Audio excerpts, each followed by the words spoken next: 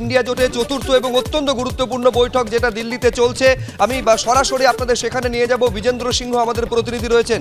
বিজেন্দ্র, সম্ভবত একেবারে শুরুর দিকে আলোচ্য সূচিতে যেটা ছিল না, নিঃসন্দেহে আজকে সেই বিষয়টা আলোচনার মধ্যে আসছে, সেটা হচ্ছে এই যে সংসদের দুই কক্ষ থেকে বিরোধীদের 141 জন সাংসদকে সাসপেন্ড করে দেওয়া হলো। কি খবর পাচ্ছ? বেশ কিছুক্ষণ হলো এই ইন্ডিয়া জোটে চতুর্থ বৈঠক শুরু হয়েছে, কি চলছে ভেতরে?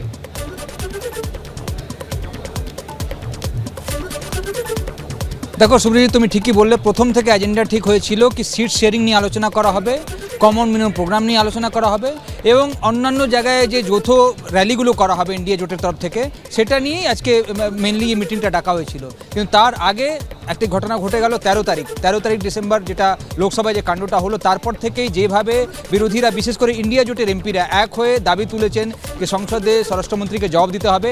এই ফলে কিন্তু লোকসভা এবং রাজ্যসভা মিলিয়ে 140 থেকে বেশি এমপি সাসপেন্ড হয়েছেন। তো এটাও কোথাও না কোথাও একটা গ্লুয়ের কাজ করছে, একটা ফেভিকলের কাজ করছে। আরও কাছে আসছে ইন্ডিয়া জোটের এমপিরা, বিশেষ করে কেন কি আরও পার্টিগুলো রয়েছে যারা ইন্ডিয়া জোটের নেই কিন্তু সরকারের সঙ্গে নেই, যার মধ্যে বিজু জনতা দল রয়েছে, ওয়াইএসআর কংগ্রেস রয়েছে, তাদের কোনো এমপি কোনো সাসপেন্ড হয়নি।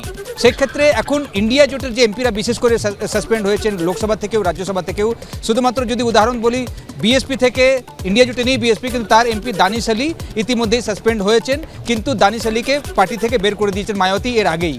সেক্ষেত্রে বলা যেতে পারে ইন্ডিয়া জোটের কাছে একটা বিশেষ আরও অ্যাট্রাকশন হয়েছে যেভাবে তাদেরকে সাসপেন্ড করা হচ্ছে সেটা, এবং সেটা নিয়ে প্রথমে আলোচনা হয়েছিল যে কীভাবে এক হয়ে এটাকে মোকাবিলা করতে হবে। 22 তারিখ অবধি হাউসের মধ্যে তো তারা ঢুকতে পারবেন না, কিন্তু বাইরে গান্ধী মূর্তির সামনে বা নতুন সংসদের মকরদ্বারের সামনে যে ধর্নাগুলো করা হয়েছে, এই ধরনের কর্মসূচি আগামী দিনেও রাখা হবে। বেশ বিজেন্দ্র, আপাতত তোমাকে ধন্যবাদ। অর্থাৎ একেবারে একটা ঐক্য তৈরি করার চেষ্টা করা হচ্ছে এবং সেই লক্ষ্যে এই বৈঠক যখন চলছে ঠিক তখনই এই রাজ্যে দক্ষিণ 24 পরগনার কুলপিতে তৃণমূলের বিরুদ্ধে ক্ষোভে ফুঁসছে কংগ্রেস। আপনারা জানেন যে পঞ্চায়েত নির্বাচনের আগে দক্ষিণ 24 পরগনার কুলপিতে কংগ্রেস কর্মী খুন হয়ে যান এবং সেই খুনের ঘটনায় যারা গ্রেফতার হয়েছিলেন তারা সবাই জামিনে মুক্তি পেয়েছেন এবং এই জামিনে মুক্তি পাওয়ার ঘটনায় রীতিমতন বিচার চাইছে পরিবার এবং তৃণমূলের বিরুদ্ধে ক্ষোভ উগরে দিচ্ছে তারা। তৃণমূলের বিরুদ্ধে খুনের অভিযোগ, ধৃতরা সবাই জামিন পেয়ে যাওয়ায় প্রশ্ন উঠছে তৃণমূলের হাতেই আক্রান্ত কংগ্রেস, জোটের সম্ভাবনা পুরোপুরি খারিজ করে দিচ্ছে প্রদেশ কংগ্রেস নেতৃত্ব। ব্রতদীপ ভট্টাচার্য আমাদের প্রতিনিধি আরো বিস্তারিত বলবেন এই নিয়ে। ছবিতেই আমরা ব্রতদীপ দেখতে পাচ্ছি যে প্রদেশ কংগ্রেস মুখপাত্র সৌম্য আইচ রায় তারা কংগ্রেসের এই যে পরিবার তাদের সঙ্গে দেখা করতে গেছিলেন এবং যখন দিল্লিতে একেবারে জোটকে আরো বেশি জোটবদ্ধ করার চেষ্টা করা হচ্ছে ঠিক তখনই যাবতীয় তৃণমূলের সঙ্গে একসঙ্গে হাঁটার যে সম্ভাবনা কথা উঠছে সম্পূর্ণ খারিজ করে দিচ্ছে কংগ্রেস। একেবারে সুব্রজিৎ, দেখো যে উপর মহলে যখন তৃণমূল এবং কংগ্রেস দুজনই কিন্তু একসঙ্গে লড়ার বার্তা দিচ্ছেন, ঠিক সেই সময় নিচু তলায় কিন্তু এই ছবি দেখা যাচ্ছে এবং যেটা দেখা গেল যে দক্ষিণ 24 পরগনার কুলপির এই দৌলতপুর গ্রাম, ঠিক এই গ্রামেরই কংগ্রেস নেতা ছিলেন আলফাজ হালদার।